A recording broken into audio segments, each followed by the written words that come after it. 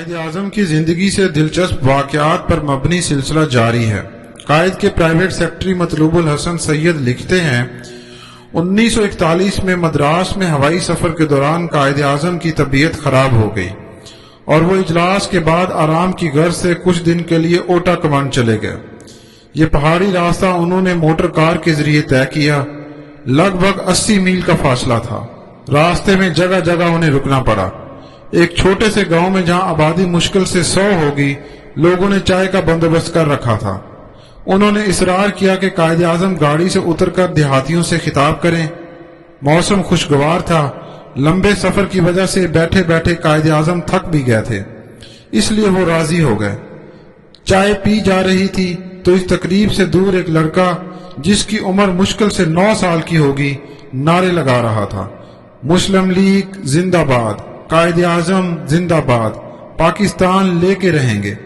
اس کے بدن پر پھٹے پرانے چیتڑوں کے سوا اور کچھ نہ تھا۔ قائد اعظم نے دیکھا تو میزبان سے کہا کہ اس لڑکے کو میرے پاس لائیں۔ لڑکا آیا تو بیچارہ سہم گیا، لیکن جب قائد نے اسے پیار سے اپنے پاس بٹھایا تو اس کی ہمت بندھی۔ قائد اعظم نے پوچھا، تم نعرہ لگاتے ہو کہ پاکستان لے کے رہیں گے، مگر تمہیں معلوم ہے کہ پاکستان کسے کہتے ہیں؟ بچے نے کہا، مجھے اس کے سوا اور کچھ معلوم نہیں کہ جہاں ہندو زیادہ ہوں وہاں ہندوؤں کی حکومت اور جہاں مسلمان زیادہ ہوں وہاں مسلمانوں کی حکومت ہونی چاہیے۔ قائد اعظم نے کہا، ویری گڈ، قرارداد لاہور کی اس سے بہتر کوئی وضاحت نہیں ہو سکتی۔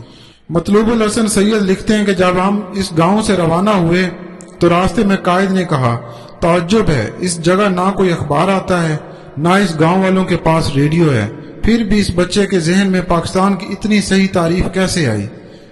پھر وہ تھوڑی دیر کے لیے خاموش ہو گئے اور کہا، شاید اب پاکستان کو کوئی نہیں روک سکے گا، کیونکہ جب بچہ سمجھ لے کہ پاکستان کیا ہے تو کوئی اسے بننے سے روک نہیں سکتا۔ اسی کتاب ہمارے قائد اعظم ہی میں مطلوب الحسن سید یہ واقعہ بھی لکھتے ہیں کہ لاہور کی قرارداد کے چند ہی ماہ بعد ایک روز میں بمبئی کی ایک سڑک کے کنارے پیدل جا رہا تھا۔ دیکھا کہ ایک لڑکے نے جس کی عمر شاید 14-15 سال ہوگی کسی چیز سے ٹھوکر کھائی اور گر پڑا۔ اس کے سر میں چوٹ آئی اور خون بہنے لگا۔ لڑکے نے سر سے خون پونچھا تو رونے لگا۔ وہاں سے ایک نوجوان گزرا جس نے اس لڑکے کی ملامت کی اور کہا کہ مسلمان کا بچہ ہو کر ذرا سے خون بہ جانے سے روتا ہے۔ بچے نے کہا کہ میں اس لیے نہیں روتا کہ خون بہ گیا، بلکہ اس لیے روتا ہوں کہ یہ ضائع جا رہا ہے۔ پاکستان بنانے کے لیے ہم آئے دن جلوس نکالتے ہیں، اس جلوس میں پاکستان کے لیے خون بہتا تو کوئی بات نہیں تھی۔ جب میں نے یہ واقعہ قائد اعظم کو سنایا تو ان پر بہت اثر ہوا۔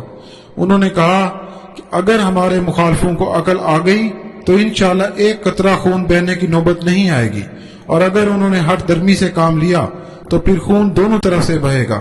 مجھے امید ہے کہ پاکستان کے مخالف بھی یہ نہیں چاہیں گے کہ خون بہے۔ اس واقعے سے لگتا ہے کہ قائد اعظم کی دوربین نگاہیں پہچان گئی تھی کہ مستقبل میں کیا ہونے والا ہے اور کیا ہو سکتا ہے۔ نقوش قائد اعظم یہ اس کتاب کا نام ہے جسے پروفیسر رحیم بخش شاہین نے مرتب کیا۔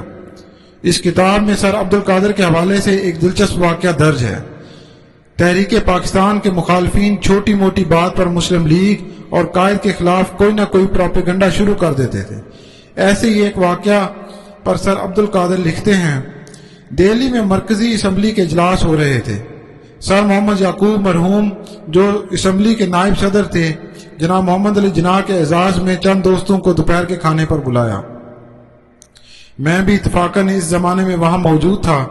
گفتگو میں قائد اعظم نے قدر دکھی آواز میں مجھے مخاطب کر کے فرمایا، سیاسیات کی چالیں شطرنج کی چالوں سے ملتی جلتی ہیں۔ میری قوم نے ایک طرف تو یہ کام میرے سپرد کیا ہے کہ میں ان کی جانب سے بطور ایک سیاسی کھلاڑی کے بساط شطرنج بچھاؤں اور چالیں چلوں، اور دوسری طرف بعض لوگ اصرار کرتے ہیں کہ میں ساتھ ہی بتاؤں کہ یہ چال کیوں چلی گئی۔ بتاؤ کوئی کھیل اس طرح کھیلا جا سکتا ہے؟ لوگوں سے کہہ دیجئے کہ اگر انہیں اپنے کھلاڑی پر بھروسہ ہے تو مجھے چال چلنے دیں اور ہر چال کا سبب نہ پوچھیں۔ اللہ نے چاہا تو میں پاکستان حاصل کرنے میں کامیاب ہو جاؤں۔